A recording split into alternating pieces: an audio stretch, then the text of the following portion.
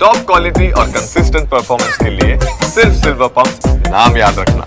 સુરતમાં ખાડી પૂરને લઈને આખરે તંત્ર દ્વારા કામગીરી હાથ ધરાઈ છે। તંત્રએ ખાડીની આજુબાજુના દબાણો દૂર કરવાની શરૂઆત કરી છે।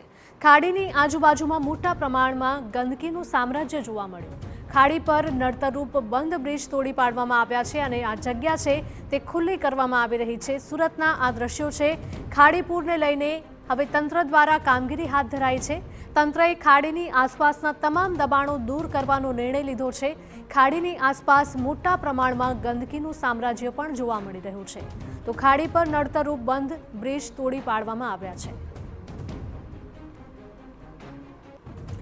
તો સુરતમાં ખાડી પૂરને લઈને હવે તંત્ર હરકતમાં આવ્યું છે અને તંત્ર દ્વારા આ કામગીરી આરંભી દેવાઈ છે। તંત્રએ ખાડીની આસપાસના દબાણો દૂર કરવાની શરૂઆત કરી છે।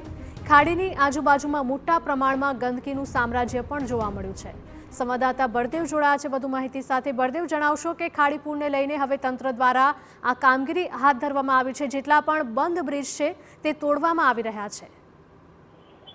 જે રીતે સુરતની અંદર દર ચોમાસાની અંદર ખાડી પૂરની જે સ્થિતિ જે સર્જાતી હોય છે તેને લઈને અનેક જે લાખો લોકો છે, સ્થાનિક લોકોને ભારે મુશ્કેલીનો જે સામનો કરવો પડતો હોય છે। પણ આ વર્ષે જે રીતે મીડિયાની અંદર જે અહેવાલ જે પ્રસારિત કરાયા હતા, લોકોની જે સમસ્યા સરકાર સુધી જે પહોંચાડવામાં આવી હતી ને ત્યાર પછી ગુજરાત સરકારને ખાસ કરીને આ વખતે કેન્દ્ર સરકારે પણ જે નોંધ લીધી હતી, કારણ કે ખાડી પૂરની જે સ્થિતિ સર્જાય છે તેની પાછળના જે કારણો શોધવા માટે હાઈ લેવલની એક જે બેઠકનું જે આયોજન કરવામાં આવ્યું હતું અને જ્યાં સૂચન કરવામાં આવ્યું હતું કે એક કમિટીની રચના કરવામાં આવે અને આ કમિટી દ્વારા જે સર્વે કરી અને પ્રાથમિક દ્રષ્ટિએ જે દબાણો હોય અથવા તો ડિમોલિશન કરવા જેવી જગ્યા હોય તેને તાત્કાલિક દૂર કરવા માટેનું જે સૂચન કરવામાં આવ્યું હતું। તે દરમિયાન સુરત મહાનગરપાલિકાની અલગ અલગ ટીમો છે જે સારોલીથી લઈને આભા ગામ સુધીની જે ખાડીનો જે વિસ્તાર છે ત્યાં સર્વે કરવામાં આવ્યો અને જે જૂના જે કહી શકાય બંધ જે પુલો હતા, જે ખાડી ઉપર જે બ્રિજો જે બનાવવામાં આવ્યા હતા, જે બંધ હાલતમાં હતા, તેમને ડિમોલિશન કરવાની જે કામગીરી છે તે મહાનગરપાલિકા દ્વારા કરવામાં આવી રહી છે। આ જ વસ્તુ જો મહાનગરપાલિકા દ્વારા આગલા વર્ષમાં જો કરવામાં આવ્યું હોય તો આ વર્ષે ખાડી પૂરની સ્થિતિમાં કેટલાક અંશે સુધારો જોવા મળશે। પણ જે રીતે અધિકારીઓ અથવા તો કેન્દ્ર સરકારે નોંધ લીધા બાદ આ જે કામગીરી છે તે કરવામાં આવી રહી છે। ખાડીના આજુબાજુના જે દબાણો છે કરવામાં આવ્યા છે તેને પણ દૂર કરવા ડિમોલિશનની જે કામગીરી છે તે મહાનગરપાલિકાની ટીમ દ્વારા જે કરવામાં આવી રહી છે।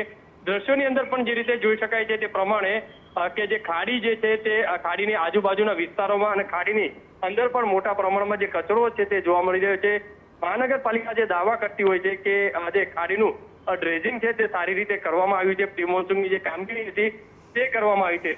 પણ જે રીતે દ્રશ્યો બતાવી રહ્યા છે કે મહાનગરપાલિકાની કામગીરી કેટલી સારી કરવામાં આવી છે, કારણ કે જેના કારણે પાણીનો જે પ્રવાહ છે તે જઈ શકતો ન હતો ને તેના કારણે ખાડીપૂરની સ્થિતિ છે તે સર્જાતી હતી। બિલકુલ બળદેવ, માહિતી બદલ આપનો આભાર। તો ખાડીની આજુબાજુમાં મોટા પાયે ગંદકીનું સામ્રાજ્ય પણ જોવા મળી રહ્યું છે। આ સાથે જ ખાડી પરના જેટલા પણ નડતરરૂપ બાંધકામો છે અથવા તો બંધ બ્રિજો છે તે તમામ તોડી પાડવાની કામગીરી શરૂ કરાઈ।